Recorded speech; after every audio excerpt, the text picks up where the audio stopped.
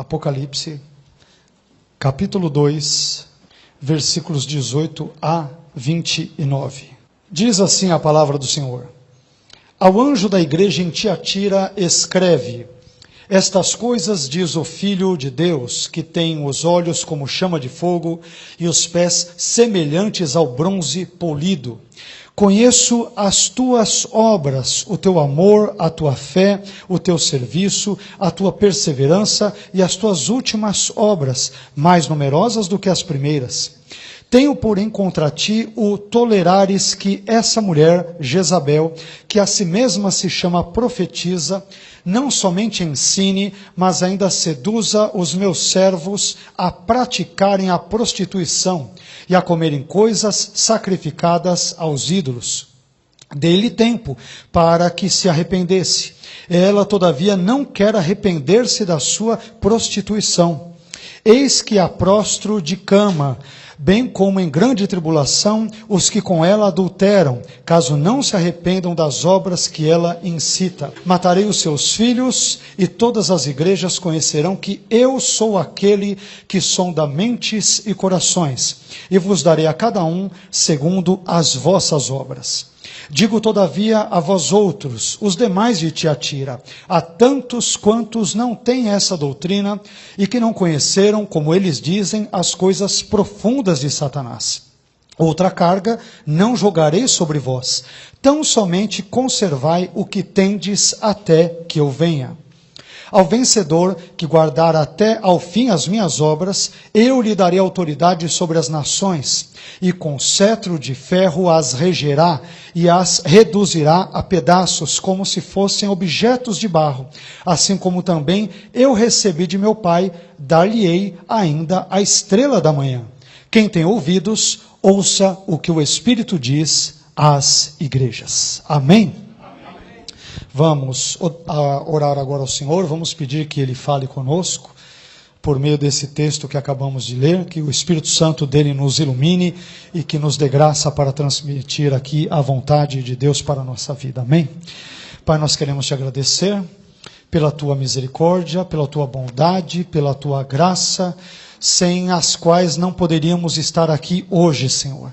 Se aqui estamos presentes, se estamos vivos, se temos saúde, se temos um lar para morar, um trabalho no qual possamos trabalhar, enfim, todas as coisas boas que temos e que ainda teremos, tudo isso é fruto das tuas mãos. Nós recebemos de ti e por isso te glorificamos pela tua bondade e pela tua graça para conosco. Pai, acabamos de ler mais um trecho da sua palavra, presente especialmente nesse texto de Apocalipse, e te pedimos que o Senhor continue a ficar conosco, nos abençoando, nos instruindo em tudo aquilo que falaremos sobre cada uma destas 7 cartas dirigidas a cada uma destas 7 igrejas ali da Ásia Menor. Cremos ao Senhor que o Senhor tem algo poderoso também a falar aos nossos corações nos dias de hoje. Por isso, te pedimos, fique conosco, nos instrua e nos abençoe neste momento importante. Te louvamos e te adoramos em nome de Jesus. Amém. Amém. Amém, meus irmãos. Por favor, podem se assentar. Hoje estamos falando sobre a 4ª carta dirigida ali à 4ª igreja da Ásia Menor, a igreja localizada na cidade de Tiatira, e pedimos a Deus que nos oriente, nos abençoe mais uma vez a extrair alguns importantes sentidos, algumas importantes lições para a nossa vida. Meus irmãos, Tiatira é a menos importante, a menos relevante das 7 cidades da Ásia. Trata-se de uma cidade situada a cerca de 65 quilômetros a sudeste de Pérgamo, cidade esta sobre a qual falamos no nosso último encontro no domingo passado. Tiatira não possuía nenhum centro político ou religioso importante que merecesse ser destacado, mas possuía alguma importância, por exemplo, nas questões comerciais. Sabe-se que Tiatira tinha uma certa relevância, por exemplo, no comércio de lã, metais, pães, sapatos e roupas em geral, e que este comércio era controlado por espécies de sindicatos comerciais que já existiam naquela época, conhecidos como guildas. As pessoas que tinham comércio, elas normalmente viviam associadas a tais sindicatos, os quais obrigavam os seus associados, entre outras coisas, a participarem de festas pagãs, a comerem comidas sacrificadas aos ídolos e a praticarem imoralidades sexuais. Portanto, os cristãos que trabalhavam no comércio e que estavam associados a tais sindicatos, certamente corriam perigo grande de sofrer represálias e de amargar os tristes efeitos colaterais resultantes da sua recusa em participar ou em querer participar de tais práticas pagãs. Bem, esse é apenas um pequeno resumo sobre a cidade de Tiatira e a sua razoável força, por exemplo, no contexto do comércio. E a partir desses dados, eu gostaria de compartilhar com os irmãos algumas lições, algumas importantes observações que podemos extrair desse importante texto, dessa importante passagem bíblica. Como temos feito nos demais encontros, cada uma destas cartas começa trazendo características que revelam o destinatário e o remetente da referida carta. E com Tiatira não é diferente. E o destinatário nós já encontramos no versículo 18, parte A, quando nós lemos: ao anjo da igreja em Tiatira escreve. O destinatário, mais uma vez, é o pastor, é o líder, é o bispo daquela igreja local ali na cidade de Tiatira. Quanto ao remetente, ele também, como nas demais cartas, é o próprio Jesus, que em cada uma das situações, ele se apresenta de uma forma um tanto quanto distinta, mas forma esta que acaba revelando traços da sua deidade, da sua divindade, da sua maneira de agir no que tange ao seu povo, ao povo de Deus, à igreja de uma forma geral. E quando nós olhamos para a maneira como Jesus se apresenta à igreja de Tiatira, nós descobrimos que Jesus o faz de duas formas básicas, que queremos aqui compartilhar com os irmãos. Em primeiro lugar, Jesus se apresenta à igreja de Tiatira como o Filho de Deus, que é o que nós temos aqui no versículo 18, parte B. Estas coisas diz o Filho de Deus. O título Filho de Deus aponta aqui para a divindade de Jesus, para o fato de Jesus ser um com o Pai. E como tal, ele é digno de ser adorado como Deus. Nós não sabemos ao certo se com esse título Jesus estava se dirigindo aos judeus de Tiatira, que aqueles que evidentemente não eram convertidos rejeitavam a sua divindade, ou se ele estava estabelecendo um contraste entre ele mesmo e César e Apolo, que eram considerados, por exemplo, como filhos dos deuses ou filhos das divindades. Seja como for, o fato de Jesus se autodenominar Filho de Deus aponta para a sua divindade. E desse modo, ele se apresenta à igreja de Tiatira como sendo o próprio Deus. E, portanto, como alguém digno de ser adorado e de reverenciado pelos cristãos. Mas, além disso, em segundo lugar, Jesus ele também se apresenta à igreja de Tiatira como juiz que está prestes a entrar em juízo contra o pecado. Jesus se autodefine, versículo 18, parte C, como aquele que tem os olhos como chama de fogo e os pés semelhantes ao bronze polido. A chama de fogo dos olhos, ela talvez aponte para o juízo preparado, o juízo preparado de Jesus contra os inimigos de Deus. No presente caso, os inimigos, eles eram a falsa profetisa Jezabel e todos os tiatirenses que seguiam os ensinos e a prática mundana desta falsa profetisa. Já o bronze polido, ele talvez faça referência a um dos produtos comercializados pela indústria metalúrgica nascente ali, presente no contexto de Tiatira, como por exemplo o cobre. Que produto este que era usado, entre outras coisas, para equipar o exército tiatirense. Sendo assim, meus queridos, é possível que os pés semelhantes ao bronze polido estejam retratando Jesus como um soldado preparado para a batalha, mas cuja armadura de combate só é parcialmente mencionada. Ou seja, apenas a proteção dos seus pés, como parte da armadura, é citada no texto. Se este for realmente o caso, então Jesus está sendo retratado como um guerreiro preparado para lutar contra todos os inimigos de Deus e, consequentemente, preparado para vencê-los com o poder do próprio Deus residente nele como a segunda pessoa gloriosa da Trindade. Essa é a primeira parte. Conforme nós vamos avançando no texto, nós descobrimos que, além das referências ao destinatário e ao remetente desta carta, em segundo lugar, descobrimos que Jesus elogia os pontos positivos da igreja de Tiatira, as suas virtudes cristãs. Conforme nós vamos lendo o texto, e os irmãos têm o versículo 19 aqui do capítulo 2 de Apocalipse diante de vocês, nós percebemos que Jesus elogia 5 características, pelo menos 5 características positivas da igreja de Tiatira. Em primeiro lugar, Jesus elogia o amor da igreja de Tiatira. Ele diz: conheço as tuas obras, o teu amor. Olha que coisa maravilhosa. Eu entendo que esse amor, meus irmãos, ele era visto tanto em seu aspecto vertical, isto é, os tiatirenses amavam a Deus, quanto em seu aspecto horizontal, ou seja, os habitantes ali, os crentes de Tiatira, amavam uns aos outros. Porque de nada valerá nós amarmos a Deus, se nós não amarmos também o nosso próximo, criado à sua imagem e à semelhança do próprio Deus, evidentemente. Aliás, o amor a Deus, o amor ao próximo é o centro da teologia de Jesus.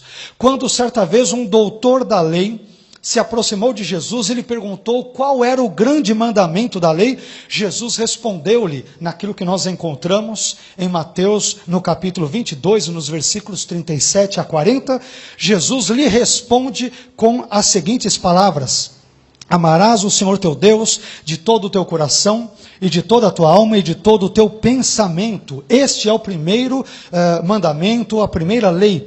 E o segundo, semelhante a este, é: amarás o teu próximo como a ti mesmo. Desses 2 mandamentos dependem toda a lei e os profetas, uma referência a todo o conjunto de escritos que nós conhecemos como Antigo Testamento, ou seja, o centro das Escrituras. E por conseguinte da teologia de Jesus é o amor a Deus acima de todas as coisas, e igualmente o amor ao próximo como a nós mesmos. E esse tipo de amor, ele era visivelmente encontrado na igreja de Tiatira. A igreja de Tiatira era uma igreja que amava a Deus e ao próximo. E Jesus elogia esse traço, essa característica presente naquela igreja. Em segundo lugar, Jesus elogia a fé da igreja de Tiatira. No versículo 19 ainda, parte B, Jesus diz: conheço a tua fé. O termo fé aqui presente, ele pode se referir tanto à fé salvífica em Cristo, como também pode fazer alusão à confiança depositada em Cristo em meio às tribulações. Particularmente, eu penso que seja mais provável que este segundo significado esteja presente aqui. A igreja estava passando por importantes tribulações naquela época, apesar de não ser uma cidade tão influente, importante, não ser o culto, não ter ali em si o culto ao imperador, como a igreja de Pérgamo tinha, mas estava, em decorrência da sua fé, experimentando provações profundas. E, apesar disso, esta igreja mantinha-se firme na sua fé, na sua confiança em Cristo. E esse segundo ponto é elogiado pelo próprio Jesus. Jesus elogia a fé da igreja de Tiatira. Em terceiro lugar, Jesus elogia o serviço da igreja de Tiatira. Ainda no versículo 19 ele diz: conheço o teu serviço. Conheço o teu serviço. Aqui a palavra usada para serviço é a conhecida, o termo conhecido diaconia, que significa serviço ou ministério. A igreja de Tiatira, meus irmãos, era ativa no serviço cristão, e esse seu traço característico também foi elogiado pelo mestre. Era uma igreja que servia a Cristo, servia a Deus, fazia a obra de Deus, e este tipo de característica foi muito bem observado pelo Senhor Jesus. Em quarto lugar, Jesus elogia a perseverança da igreja de Tiatira. Ainda no versículo 19 ele diz: conheço a tua perseverança. Aqui a palavra perseverança, ela vem de uma palavrinha grega, hipomoné, que transmite a ideia de uma paciência resistente ou paciência perseverante. O termo parece se referir a uma resistência paciente em meio às lutas e tribulações que, via de regra, acompanham a vida cristã. Então é diante desse contexto que Jesus elogia a perseverança paciente daquela igreja que, apesar de experimentar sofrimentos, perseguições e situações aflitivas e angustiantes na sua vida, ela ainda continua a perseverar firmemente nos caminhos de Deus. E esse traço, esse quarto traço que nós aqui detectamos nessa passagem, é igualmente elogiado por Jesus. Finalmente, nós encontramos um quinto elogio de Jesus, ainda também no versículo 19. Jesus elogia o crescimento das boas obras na igreja de Tiatira. Ele diz: conheço as tuas últimas obras, mais numerosas do que as primeiras. As tuas obras, as últimas, são mais numerosas do que as primeiras. Meus irmãos, embora não sejamos, obviamente, salvos pelas boas obras, contudo, as boas obras revelam o tipo de cristãos que nós somos. Se você, portanto, se diz ser cristão, mas vive fofocando, vive enganando as pessoas, vive fazendo ou trazendo contenda entre os irmãos, enfim, vive prestando um verdadeiro desserviço para o reino de Deus, então eu desconfio de que haja algo errado com o tipo de cristianismo que você tenha vivido até o dia de hoje. A igreja de Tiatira, ela não permitiu que o tempo esfriasse o seu relacionamento com Deus ou o colocasse no piloto automático, nada disso. Com o passar dos anos, a igreja de Tiatira cresceu na prática das boas obras e tal crescimento foi observado por Jesus. Porém, meus irmãos, eu me sinto na obrigação de fazer uma importante observação, uma importante ressalva aqui. Quando Jesus elogia a igreja de Tiatira, dizendo, as tuas últimas obras são mais numerosas do que as primeiras, Jesus não está elogiando o ativismo religioso. Isso é muito importante dizer. Por favor, jamais confunda o ativismo religioso ou denominacional com um serviço prestado a Deus. O ativismo denominacional, ele se traduz muitas vezes num mero entretenimento gospel, cujo objetivo principal é ocupar o tempo vago dos membros da igreja e fidelizá-los como se eles fossem clientes de uma determinada empresa. Já o serviço prestado a Deus, ele extrapola as paredes da instituição eclesiástica e se traduz, na verdade, numa vida constante de piedade, vista no lar, no casamento, na família, no trabalho, na universidade, enfim, em todas as áreas da sociedade nas quais o indivíduo cristão esteja inserido. Então, tomemos cuidado com este elogio de Jesus para não o interpretarmos de uma forma equivocada. Jesus não elogiou um ativismo denominacional ou religioso. Ele elogiou sim o fato de as virtudes cristãs, com o passar dos tempos, terem crescido de uma forma claramente observável na vida dos cristãos de Tiatira. Eles não tiveram seu amor esfriado ao longo dos anos, muito pelo contrário, com o passar do tempo, eles se mostravam cada vez mais repletos de boas obras que adoravam a Deus, por meio delas, evidentemente, e também abençoavam a vida do seu irmão e da sua irmã em Cristo. Então essa é outra importante tônica que nós aqui encontramos nesse texto. Em terceiro lugar, indo para os versículos 20 a 23, nós agora descobrimos que Jesus não faz apenas elogios à igreja de Tiatira, mas ele também destaca, ele critica os pontos fracos, ou seja, os pecados que a igreja de Tiatira tinha, e ele faz ao mesmo tempo algumas ameaças. Isto nós encontramos no capítulo 2 de Apocalipse e nos versículos 20 a 23. Jesus ele critica especialmente, poderíamos dizer, um pecado em particular da igreja de Tiatira, que era a sua tolerância para com o ensino e a prática de uma falsa profetisa chamada ou apelidada de Jezabel. Aqui Muito possivelmente Jezabel não deve ser o seu nome próprio, mas deve ser uma alcunha, um apelido que essa mulher, essa falsa profetisa, recebe, remetendo-a a Jezabel do contexto do Antigo Testamento. O texto diz: mas tenho contra ti o tolerares que Jezabel, mulher que se diz profetiza, ensine e engane os meus servos, para que se prostituam e comam dos sacrifícios da idolatria. Jezabel, meus irmãos, ela foi a conhecida esposa de Acabe, rei de Israel, que incentivou seu marido, entre outras coisas, a praticar a idolatria e, sobretudo, a adorar Baal, uma das principais divindades ali do panteão cananeu.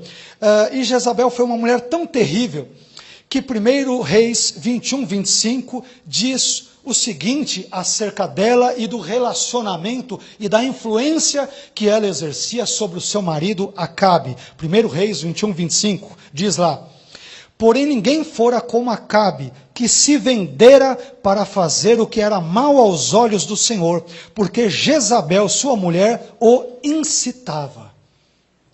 Sabe por que Acabe acabou se tornando idólatra? Porque ele tinha uma tal de Jezabel ali na sua família, que era sua esposa, e que por vir de um contexto idólatra, estimulou o seu próprio marido, até então crente ou aparentemente crente, a adorar a supostos e falsos deuses.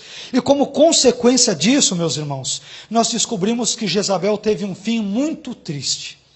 Ela foi lançada de uma janela, foi atropelada por cavalos e teve o seu corpo despedaçado e insepulto, o qual acabou, por fim, servindo de comida para os cães. Isso você encontra em 2 Reis, no capítulo 9, versículos 30 a 37. O problema é que havia na igreja de Tiatira uma falsa profetisa que, no mesmo espírito de Jezabel, esta que nós acabamos de citar, estava enganando os servos de Deus, ensinando-os a se prostituírem e a se banquetearem, a festejarem em banquetes pagãos. E o que é pior, os crentes de Tiatira estavam tolerando, estavam permitindo que aquela mulher fizesse tais coisas numa boa. Isso envolve aquilo que já dissemos no que diz respeito a cartas direcionadas a igrejas anteriores. Como Jesus ele critica essa tolerância, essa frouxidão doutrinária ou relacionada ao ensino em muitas igrejas. Mais uma vez, percebemos que para Jesus, se há um elemento importante de uma igreja, ou eu diria de qualquer verdadeira igreja ou igreja sadia, esse elemento, esse termômetro de uma igreja saudável diz respeito ao tipo de ensino que ela traz, ao tipo de pregação que ela traz. E aqui, meus irmãos, me permitam dizer algo. Quando nós falamos sobre a tolerância da igreja de Tiatira para com essa falsa profetisa apelidada aqui de Jezabel. Um dos grandes temas da nossa sociedade contemporânea tem sido o tema da tolerância. Frequentemente nós ouvimos falar sobre isso, não é isso? Tolerância religiosa, tolerância social, tolerância racial, tolerância sexual, tolerância de todos os tipos. Poderíamos aqui até definir tolerância como aquela capacidade de aceitar uma pessoa, uma ideia, uma cultura, uma filosofia ou uma religião que é diferente daquilo que é adotado como norma ou padrão por um determinado grupo social. O problema, ele ocorre quando, em nome do politicamente correto, nós começamos a tolerar o pecado em nome do suposto respeito às diferenças. Vamos deixar o sujeito viver assim, esse é o jeito dele, não importa se ele está envolvido num pecado lascado, terrível, vamos deixar lá, vamos tolerá-lo ou tolerá-la e assim por diante. Mas, meus irmãos, eu não vejo, por exemplo, nenhum problema em aceitar que você torça para um time diferente do meu, ou que você goste de uma cor diferente daquela que eu gosto.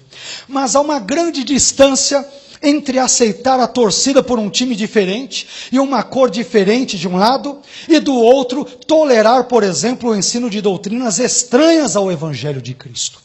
E era exatamente isso que a igreja de Tiatira estava fazendo. Eles estavam tolerando o ensino de algo que não tinha absolutamente nada a ver com aquilo que nós conhecemos como sendo o verdadeiro Evangelho de Cristo. E é por isso que Jesus critica não toda a igreja, mas parte dela, como nós já veremos nos versículos seguintes. Mas se há algo que de fato é importante para Jesus, sem medo de errar, diríamos e dizemos, na verdade, que este algo é o Evangelho puro de Cristo, pregado na graça e na unção gloriosa do Espírito Santo. Amém? Entretanto, mesmo a crítica mais severa do próprio Jesus não deixa de ser aqui acompanhada da sua graça. A crítica de Jesus é seguida da sua graça, é acompanhada de perto pela sua misericórdia. Veja só o que Jesus diz em Apocalipse 2:21. Dei-lhe tempo, referindo-se a essa falsa profetisa, dei-lhe tempo para que se arrependesse. Não pensem em vocês, Jesus está dizendo que eu fui maldoso para com ela. Eu dei tempo para essa falsa profetisa se arrepender. Mas o que acontece? Qual foi a resposta dela? Ela, todavia, não quer arrepender-se da sua prostituição. Perceba que o motivo do não arrependimento dessa mulher não é o fato de ela não se arrepender porque ela não pode se arrepender. O texto não diz que ela não se arrepende porque ela foi eleita incondicionalmente por Deus, para não fazer ou para fazê-lo.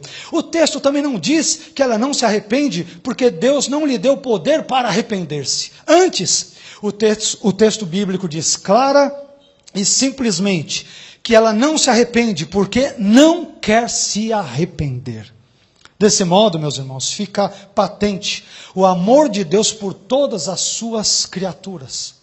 Quando já no Antigo Testamento ele dissera, no famoso texto de Ezequiel 18:23, desejaria eu de qualquer maneira a morte do ímpio, diz o Senhor Deus. Não desejo, antes que ele se converta dos seus caminhos e viva. Amém? Embora Deus não tolere os ensinos de Jezabel, ele ainda permite que aquela falsa profetisa, alcunhada de Jezabel, viva, não porque ele quer ouvir mais dos seus ensinos prejudiciais, mas porque espera que ela se arrependa verdadeiramente dos seus pecados. Amém.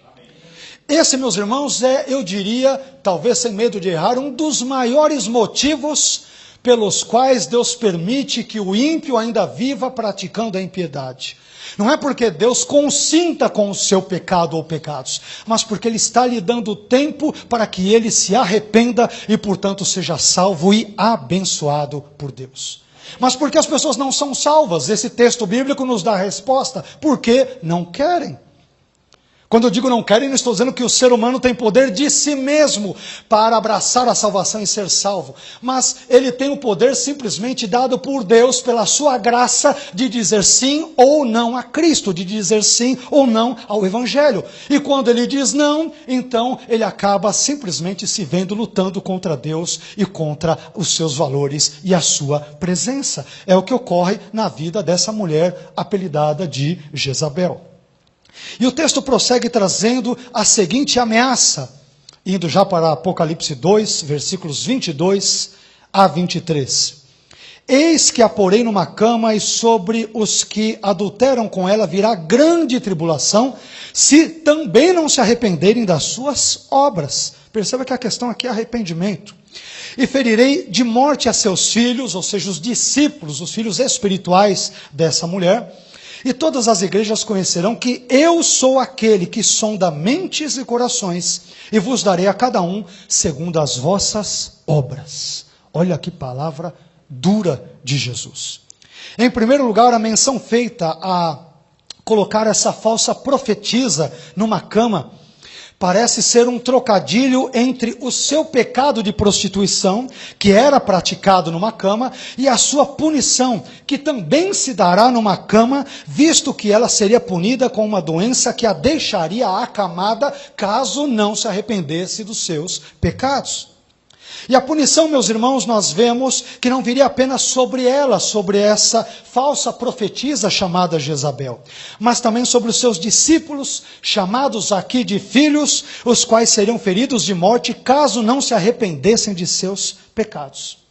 É importante ressaltar aqui que o mesmo Jesus que ama Jezabel e os seus discípulos é o mesmo que irá puni-los caso estes não se arrependam dos seus pecados. E isto, não se esqueça, se aplica a mim e se aplica também a você. O mesmo Deus que nos ama e que enviou seu Filho Jesus para morrer na cruz por nós e por toda a humanidade, irá também nos punir se nós de fato não nos arrependermos real e verdadeiramente dos nossos pecados. Assim, nós encontramos aqui os dois lados de uma mesma moeda. De um lado nós encontramos a face amorosa de Jesus, o qual está disposto a conceder tempo para que o pecador se arrependa, neste caso Jezabel e aqueles que a seguem. E do outro lado nós encontramos a face justa de Jesus, o qual apresenta-se disposto a punir a todos os pecadores impenitentes que resolverem se manter nos seus pecados. Em segundo lugar, Jesus, ao punir a falsa profetisa Jezabel e aos seus seguidores impenitentes, ele se mostra como Deus onisciente, que por conhecer todas as coisas, pode julgar de forma absolutamente justa aos pecadores. O próprio Jesus diz no versículo 23, parte B, e todas as igrejas conhecerão que eu sou aquele que sonda mentes e corações, e vos darei a cada um segundo as vossas obras. Aqui no texto grego, Jesus diz literalmente, eu sou o que examina continuamente os rins e os corações. Mentes, aqui nós usamos na nossa tradução, porque no contexto ocidental não fica muito bem essa ideia de rins. Mas aqui nós temos um hebraísmo, né? A ideia de que até mesmo as partes mais profundas, as entranhas do nosso ser, elas não são ignoradas por Deus. Deus nos conhece total e absolutamente. Ele conhece cada detalhe, inclusive as partes mais íntimas do meu ser e do seu, nossos pensamentos, nossas filosofias de vida, nossas intenções, nossas melhores e talvez piores aspirações. Ele nos conhece por completo. Isto é retratado por meio desse hebraísmo, quando ele diz, eu sou o que examina continuamente. O verbo aparece ali, né, no contexto de uma ação contínua. Ele examina continuamente os rins e os corações.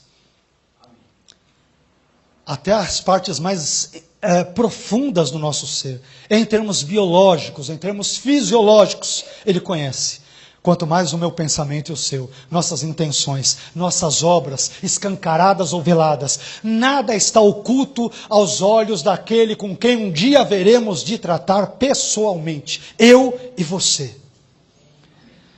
É interessante aqui que o filósofo, né, tem uma frase muito interessante do filósofo e político inglês Francis Bacon. Francis Bacon é um nome engraçado, né? Francis Bacon, em bom português, seria Chico Toicinho. Não ficaria muito legal, né? Fiquemos com o nome inglês que é mais chique. Então, Francis Bacon, ele disse certa vez o seguinte, você não pode imaginar com muita frequência que há um olho que nunca dorme, que lê o coração e registra os nossos pensamentos. Pois o Deus das Escrituras, meus irmãos, é retratado exatamente assim.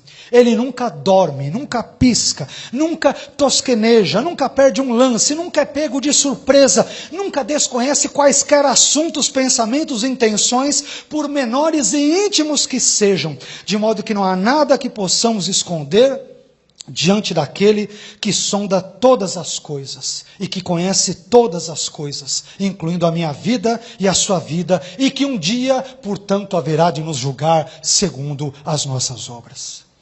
Essa é a maneira gloriosa e temerosa também, diria eu, com a qual Jesus se dirige a esta igreja de Tiatira. Mas, conforme nós vamos adiantando e caminhando um pouco mais aqui no nosso texto, nós descobrimos em quarto lugar que Jesus incentiva os crentes fiéis de Tiatira, porque nem tudo estava perdido. Existiam alguns crentes ali, alguns tiatirenses, que estavam seguindo os ensinos e a vida mundana, aliás, diga-se de passagem, desta falsa profetisa.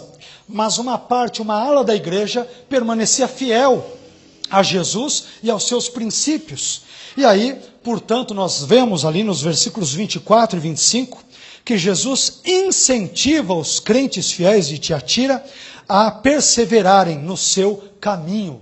Ele os incentiva a permanecerem firmes na sua fé em Cristo e na prática daquelas virtudes cristãs que Jesus acaba elogiando já no início dessa carta.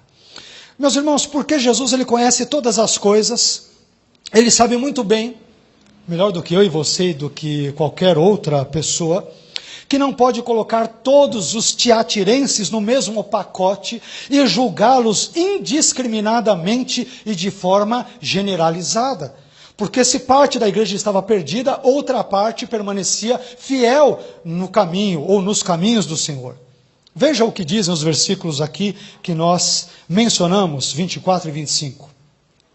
Digo todavia a vós outros, os demais de Tiatira, os demais, a tantos quantos não têm essa doutrina e que não conheceram, como eles dizem, as coisas profundas de Satanás, talvez aqui nós tenhamos um traço irônico na fala de Jesus, outra carga não jogarei sobre vós, tão somente conservai o que tendes até que eu venha.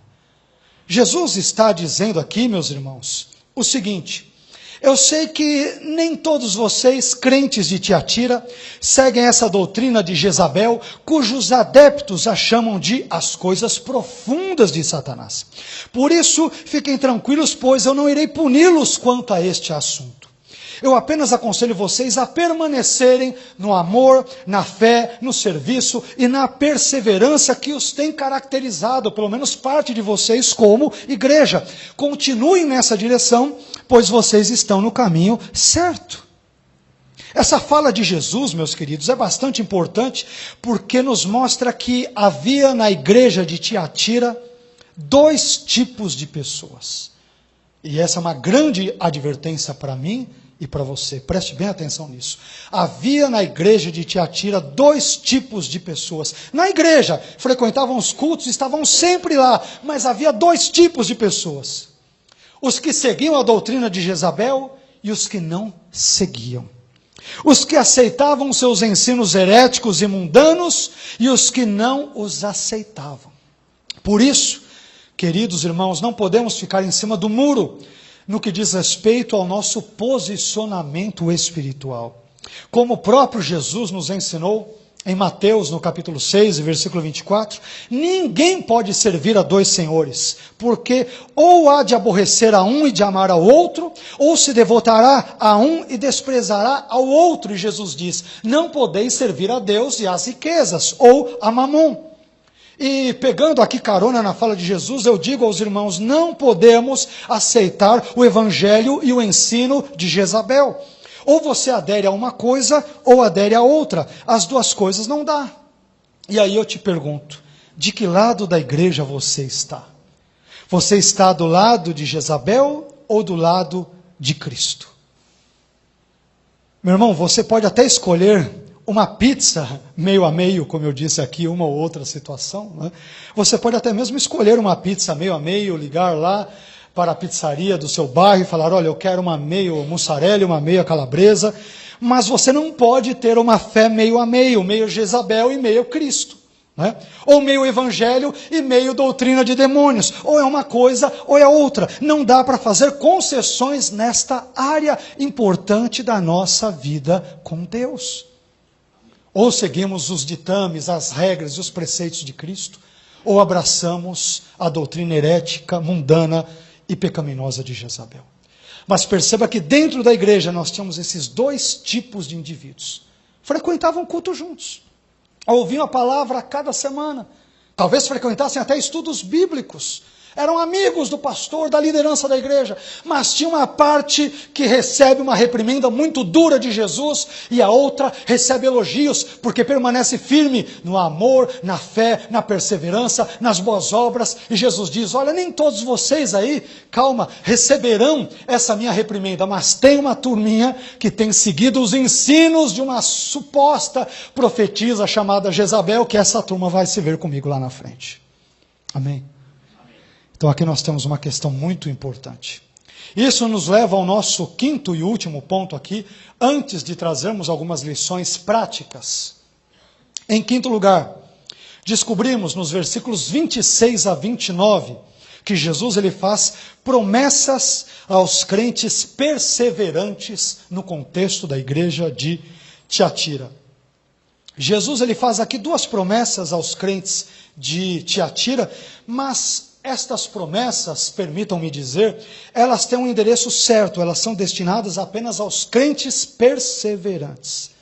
Não aqueles que seguiam a Jezabel. Claro que aquilo serviria para eles caso eles se arrependessem dos seus pecados. Mas são promessas dirigidas aos crentes vencedores, aqueles que pela graça perseverassem em Cristo, nos seus valores e nos seus ensinamentos. E o texto bíblico diz o seguinte, na primeira parte do versículo 26. Ao vencedor que guardar até o fim as minhas obras. Olha só o que diz. Ao vencedor que guardar até ao fim as minhas obras. Meu irmão, não adianta nada você começar bem a sua carreira espiritual e terminá-la mal. É melhor que você comece mal e termine bem, como aconteceu, por exemplo, ao apóstolo Paulo. Ele começou sendo inimigo de Deus e da sua igreja, mas terminou bem ao dizer aquilo que encontramos registrado em 2 Timóteo 4,7. Combati o bom combate, completei a carreira e guardei a fé. Infelizmente, muitos crentes começam bem, mas terminam mal. Por isso, cuidado com aquele pensamento perigoso que diz uma vez salvo, salvo para sempre. Ou uma vez crente, para sempre crente. Essa frase de efeito cabe muito bem num para-choque de caminhão, mas está muito longe de ser uma verdade bíblica e, portanto, escriturística. E, por favor, não me venha com aquele papo furado de que uma vez filho, sempre filho. Porque se nós, antes de nos convertermos a Cristo, éramos filhos da ira, mas depois de nos convertermos, passamos a ser filhos de Deus, por que não podemos voltar a ser filhos da ira novamente, se apostatarmos da fé e dermos as costas para o nosso Deus? Amém? Nenhum de nós nasce aqui como filho de Deus. Todos nós nascemos como filhos da ira. Mas um dia, porque você disse sim a Cristo, então você trocou de paternidade, você deixou de ter a ira como sua mãe e acabou tendo Deus como seu pai. Mas põe a sua barba de molho, vigie na sua relação com Deus, porque senão você pode voltar de sendo filho de Deus a ser novamente, você pode voltar a ser filho da ira. Tomemos cuidado com isso. Mas depois de se dirigir aos crentes perseverantes, Jesus lhes faz duas promessas. A primeira promessa de Jesus se encontra nos versículos 26, parte B e 27, que dizem: Eu lhe darei autoridade sobre as nações, e com cetro de ferro as regerá, e as reduzirá a pedaços, como se fossem objetos de barro. Aqui, meus irmãos, os crentes perseverantes, eles recebem a promessa de serem coparticipantes das funções do próprio Messias. A fala de Jesus, aqui presente, ela é extraída do Salmo 2, versículos 8 e 9, um salmo que possui classicamente, tradicionalmente, características messiânicas, e que diz nos versículos 8 e 9: Pede-me e eu te darei as nações por herança e as extremidades da terra por tua possessão. Com vara de ferro as regerás e as despedaçarás como um vaso de oleiro. Os crentes vencedores serão corregentes do mundo com o próprio Cristo. Como isto se dará, eu não sei, mas Cristo não governará o mundo escatologicamente falando sozinho, mas Ele o fará com os crentes que forem fiéis ao seu lado. Amém? A segunda promessa de Jesus se encontra no versículo 28, que os irmãos têm aqui diante de si. Assim como também eu recebi de meu Pai, dar-lhe-ei ainda a estrela da manhã. Os crentes perseverantes recebem aqui a promessa de obter a estrela da manhã. Nós não sabemos ao certo o que essa promessa significa. Os estudiosos eles têm debatido muito sobre este assunto. Alguns comentaristas entendem que o fato de Jesus ter se identificado como a resplandecente estrela da manhã, em Apocalipse 22:16, significa que o próprio Cristo será dado a estas pessoas, a tais crentes perseverantes e vitoriosos. Essa ideia, particularmente, me parece muito difícil, pois Jesus diz que dará aos crentes perseverantes algo que ele recebeu do Pai. E por isso, não me parece fazer muito sentido a ideia de que Jesus se dará a essas pessoas, sendo que ele recebeu algo do Pai e compartilhará com as pessoas. Eu não sei se isso faz muito sentido.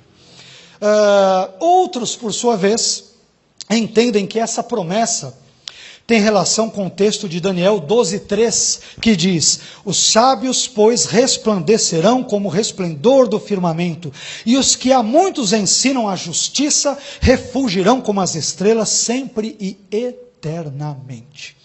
Embora não saibamos ao certo o que significa receber a estrela da manhã, eu sou propenso a entender que esse conceito, ele diz respeito à glória da vida eterna que será concedida àqueles que, com o auxílio da graça divina, se mantiverem firmes e perseverantes na sua fé em Cristo, a despeito das angústias, problemas e perseguições presentes neste mundo terreno.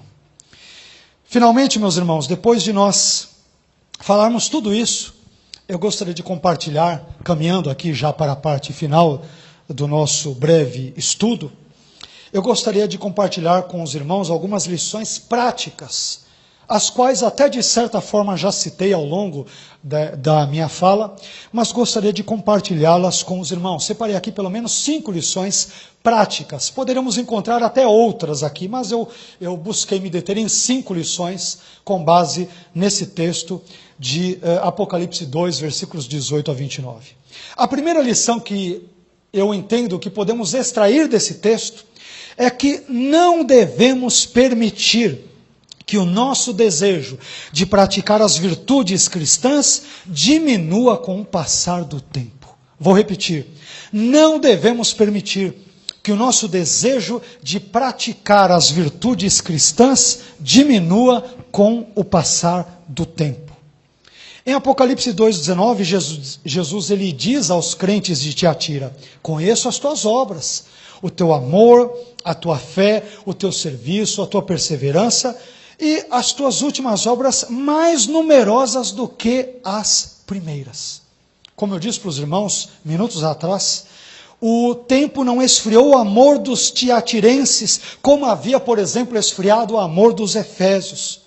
Com o passar do tempo, as virtudes cristãs dos crentes de Tiatira, tais como o amor, a fé, o serviço e a perseverança, cresceram. Por isso, meu irmão, não desanime no cultivo e na prática das virtudes cristãs. Siga o belo exemplo de parte da igreja de Tiatira nesse aspecto e Deus certamente irá abençoar a sua vida, o seu casamento, a sua família, o seu ministério, enfim, tudo aquilo que diz respeito à sua existência. Amém? Não permitamos que o nosso desejo de praticar as virtudes cristãs, as virtudes bíblicas, desvaneça com o passar do tempo. Nós somos advertidos pela própria Bíblia que, pelo fato de a iniquidade se multiplicar, o amor de muitos esfriaria. Não é isso que nós lemos na Bíblia? Infelizmente, isso tem acontecido em muitos contextos cristãos. Porque a corrupção é grande no Brasil, porque meia dúzia, claro que eu estou usando aqui uma hipérbole, um exagero, né? Muito mais do que isso, acabam roubando os cofres públicos e fazendo barbaridades com o nosso dinheiro, levando o nome do Brasil na lama. Tem muitas pessoas que acabam desacreditando, até mesmo de serem crentes. E tem muitos crentes que pensam, mas espera aí, se todo mundo arruma um jeito, né, a chamada lei de Gerson, de fazer alguma coisa por fora, de fazer um esqueminha aqui e acolá, por que eu não vou fazer também? Muitas pessoas acabam perdendo a esperança de que as coisas podem mudar. Acabam, inclusive, perdendo o desejo sincero de amar não somente a Deus, mas ao próximo, a obra de Deus e as coisas de Deus. Mas quando eu olho para a igreja de Tiatira, eu descubro uma igreja, não toda ela é verdade, mas boa parte dela, eu descubro uma igreja que, apesar do tempo ter passado, ela permanecia firme naquelas virtudes cristãs do passado. E, aliás, não apenas permanece firme nessas questões, mas ainda aumenta, cresce na prática das virtudes cristãs. E Jesus elogia esse traço da igreja de Tiatira. Segunda lição: o ensino e a pregação bíblica são importantes termômetros de uma igreja saudável. Já disse isso agora há pouco, né? E perceba que esta tem sido a tônica de Jesus em várias das 7 igrejas. Ele sempre elogia a igreja que tem uma doutrina bíblica, um ensino fiel às Escrituras. Jesus diz, olha, isso aí é maravilhoso, isso é elogiável. Mas aquelas que pendem para heresias ou toleram, no caso da igreja de Tiatira, os ensinos de Jezabel, Jesus vai e dá uma reprimenda importante. Então, meus irmãos, o ensino e a pregação bíblica são importantes termômetros de uma igreja saudável. Eles dão um importante diagnóstico justamente da saúde espiritual de uma determinada igreja. Nós não podemos tolerar um ensino que seja antibíblico e, portanto, contrário aos valores de Deus e do seu reino, e achar que o Senhor irá nos amar ou que o Senhor irá se agradar desse tipo de atitude. É o momento de nós voltarmos, como sempre foi, para as Escrituras e para os seus ensinos bíblicos, a fim de que Deus nos abençoe e que tenhamos, de fato, uma vida de fé e de piedade agradáveis a Ele. Amém? Terceira lição que aprendemos: não sejamos tolos a ponto de pensar que podemos nos esconder de Deus, pois nós estamos na presença daquele que está examinando continuamente os rins e os corações. Amém, queridos? Amém. É inútil tentar se esconder daquele que nos conhece melhor do que a nossa própria esposa, daquele que te conhece melhor do que o seu próprio marido e daquele que te conhece melhor do que você mesmo. É inútil querermos nos esconder desse Deus onisciente, cujos olhos percorrem toda a terra e conhecem absolutamente tudo sobre mim e sobre você. Deus nos conhece. Estamos diante de um Deus que conhece tudo e mais um pouco sobre mim e sobre você. Não há como fugir dele. Amém?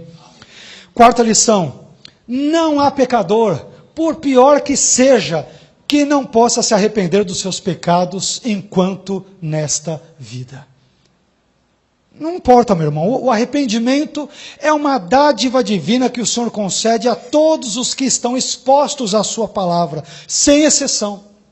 Até mesmo a perversa, falsa profetisa de Tiatira podia se arrepender se ela assim o desejasse. Nós lemos aqui em Apocalipse 2:21 que Jesus diz o seguinte sobre aquela mulher: dei-lhe tempo para que se arrependesse. Ela, todavia, não quer arrepender-se da sua prostituição. Então, se você está me ouvindo neste exato momento, saiba que há um Deus que te ama e que deseja salvá-lo, se é que você já não seja salvo. Mas para que isso aconteça, é necessário que você, com o auxílio da graça divina, se arrependa dos seus pecados. Finalmente, para concluirmos, em quinto e último lugar, a quinta lição que podemos obter na leitura e no estudo desse texto de Apocalipse 2, versículos 18 a 29, é a seguinte: o que nos faz sermos crentes não é o mero fato de estarmos numa igreja, mas sim o fato de exibirmos uma fé viva e verdadeira em Cristo e na sua palavra. Na igreja de Tiatira, já dissemos isso agora há pouco, existiam 2 grupos de pessoas. Um grupo que seguia o ensino da falsa profetisa denominada Jezabel, e um grupo que não o seguia. E o que distinguia um grupo do outro, talvez você pode se perguntar. Um grupo praticava as virtudes cristãs do amor, da fé, do serviço e da perseverança, mesmo em meio às tribulações. Já o outro grupo seguia a falsa doutrina da falsa profetisa Jezabel. E eu te pergunto, a que grupo você pertence? Em que grupo você se encontra? Não se esqueça, meu irmão, que o simples fato de frequentar uma comunidade cristã como esta não torna você automaticamente um cristão. O que qualifica você como cristão é a sua vida de arrependimento e fé em Jesus Cristo. Somente isso. Que Deus nos ajude a evitarmos as más práticas da igreja de Tiatira, mas também a imitarmos as boas virtudes cristãs. Jesus elogiou aquela igreja porque com o passar do tempo eles haviam crescido na fé, no amor, no serviço e na perseverança.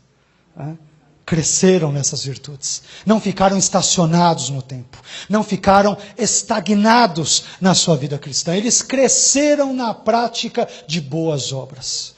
Que fique bem claro que nenhum de nós será salvo por elas, mas as boas obras são ótimos indicadores, ótimos diagnósticos daquilo que de fato nós somos diante de Deus, se somos cristãos verdadeiros ou se não o somos. Que Deus tenha misericórdia da minha vida e da sua vida. E que Ele nos ajude a nos mantermos firmes nos seus caminhos, hoje e sempre, em nome de Jesus. Amém?